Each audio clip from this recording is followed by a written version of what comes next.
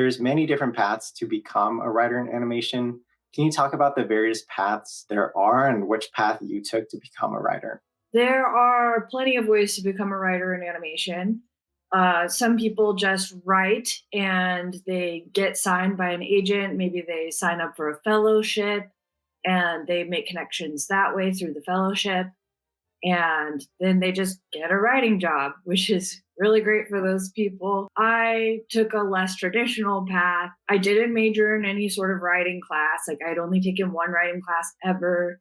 Got out to LA for a job in advertising. Thought that's what I was going to do. And when my internship ended and they didn't have the ability to keep anybody on because they were going through some layoffs, I was out in LA and I realized, like, I can actually go for it. I can just pursue my dream of like working in film and TV. Huh. And so I just sort of started networking, reaching out, like, who do I know? What kind of stuff do I want to work on? I realized that all of my favorite sorts of TV shows were animated, and having a background in art, but also writing, I felt like it was kind of the perfect combination of both. And I happened to know somebody who knew somebody who knew somebody. Yeah. So it was a long chain of events and a lot of networking, but they were looking for a temporary PA on a Disney Junior show, and they interviewed me and I got hired, and I started making my connections through working in the production side of animation.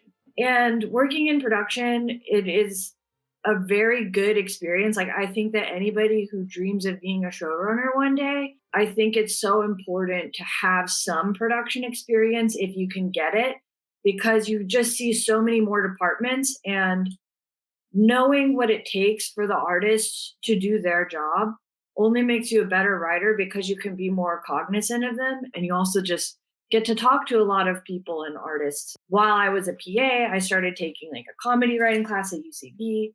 A lot of studios will have these sort of like continued education programs where you can go take a free writing class.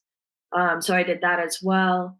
I built out a writing portfolio once I realized that writing was kind of my path forward. From there and through my network, I was offered my first writer's assistant position on Little Ellen. And there I was working with a ton of writers, and they just kind of groomed me up into my first freelance script. From there, when that show ended, I was the writer's assistant on My Adventures of Superman, but I will clarify, I did not write for the show. My biggest contribution was telling them that they should have.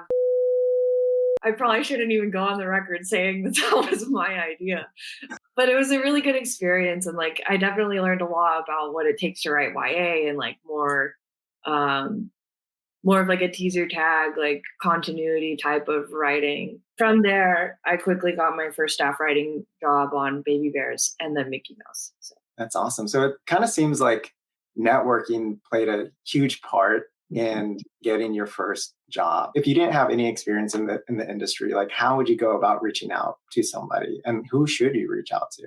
That's a great question. I think it never hurts to reach out to anybody who's working in animation, because you never know. It's not just writers who pitch shows and become showrunners.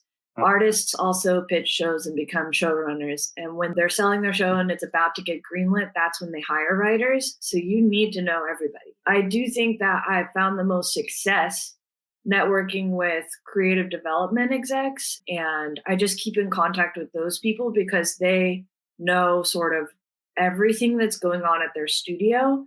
And they can throw your name in the hat when something is about to get greenlit. Recently, a few showrunners have told me that as much as they want to hire their friends, they realize the studios won't always let you. Like they still want you to hire like people that the development execs think are good for it.